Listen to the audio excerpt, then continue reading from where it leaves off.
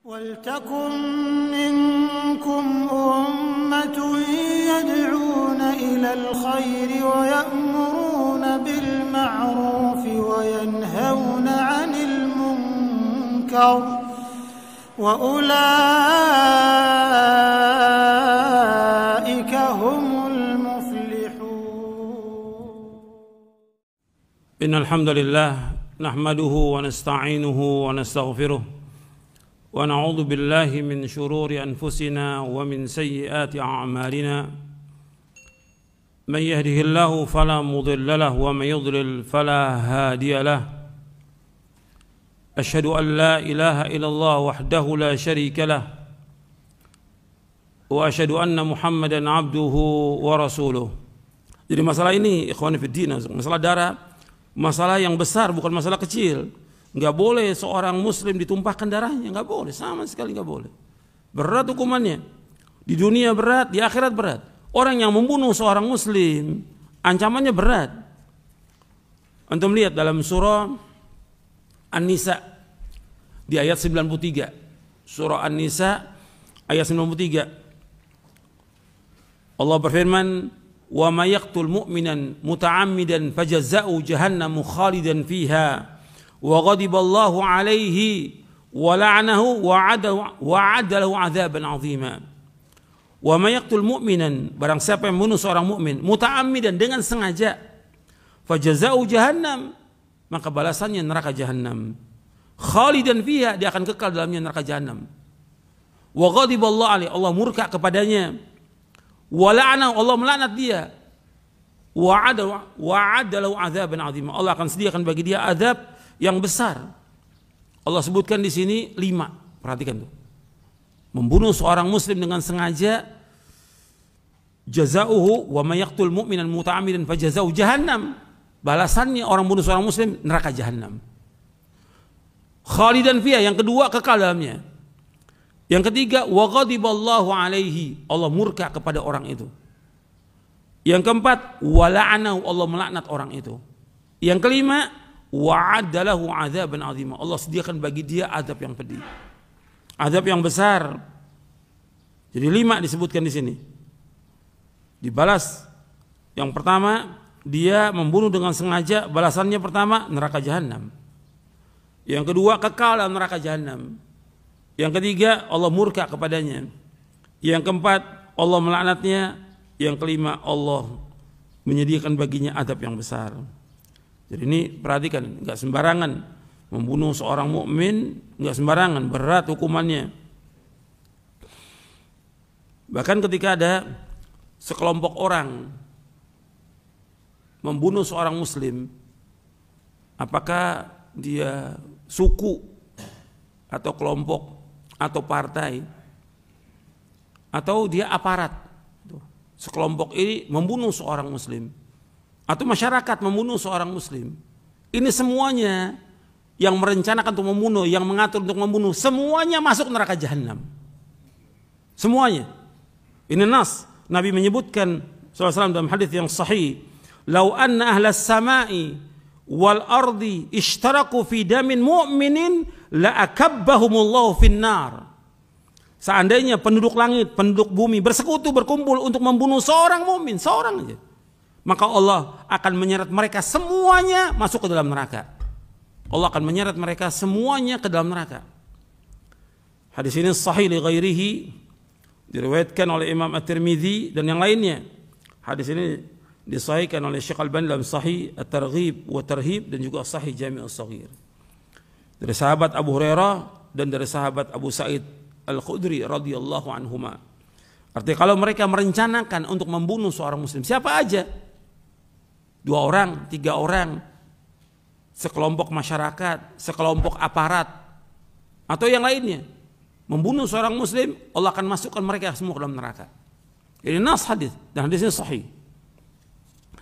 Jadi masalah besar dan dosa besar yang paling besar. Nabi bersabda SAW, "Akbarul kabair al-isyraku billah wa qatlun nafs wa uququl walidain wa qawlu zur au qala syahadatuz zur." Dosa besar yang paling besar, yang pertama berbuat syirik. Dosa besar yang paling besar syirik, menyekutukan Allah. Yang kedua, membunuh jiwa. Maksudnya membunuh seorang muslim. Ini besar dosanya. Dosa besar yang paling besar. Yang ketiga, durhaka kepada kedua orang tua.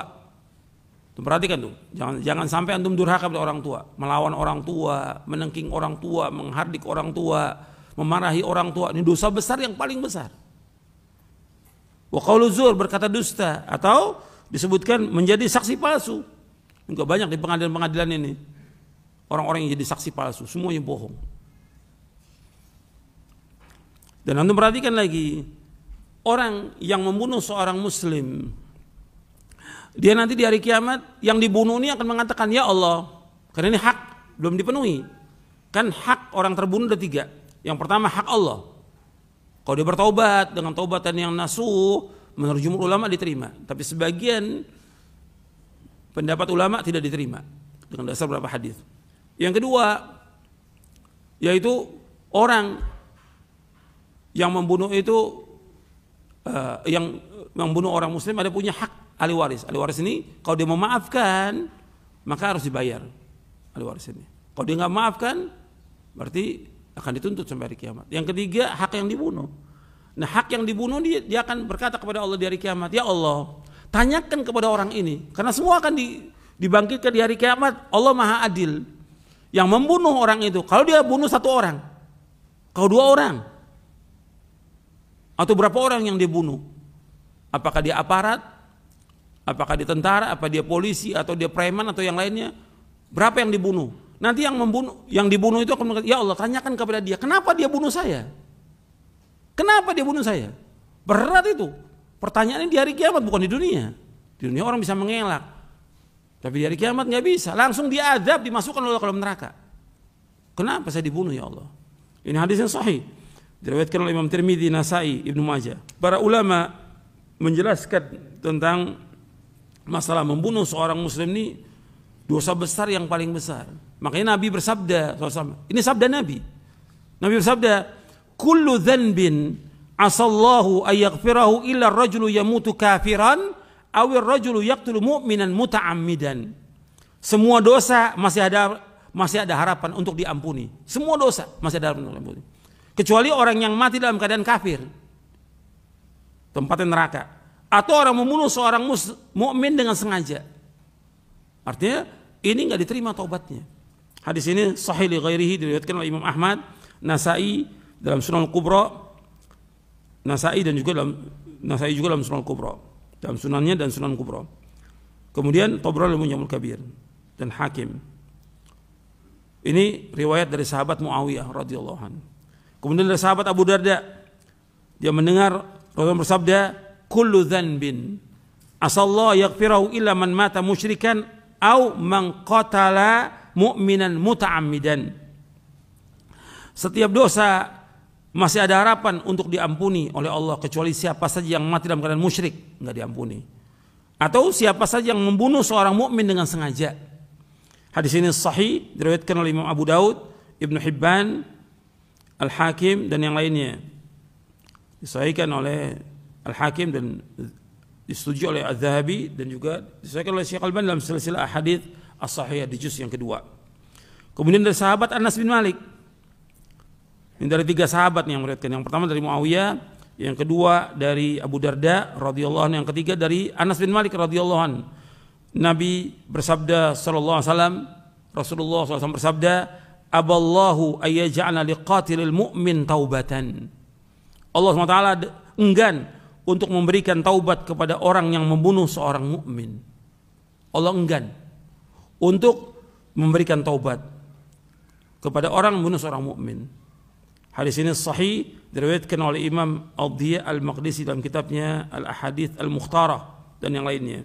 Disahihkan oleh Syekh Al-Albani dalam silsilah ahadits as-sahihah. Saya pikir cukup sampai di sini kajian kita, mudah-mudahan bermanfaat.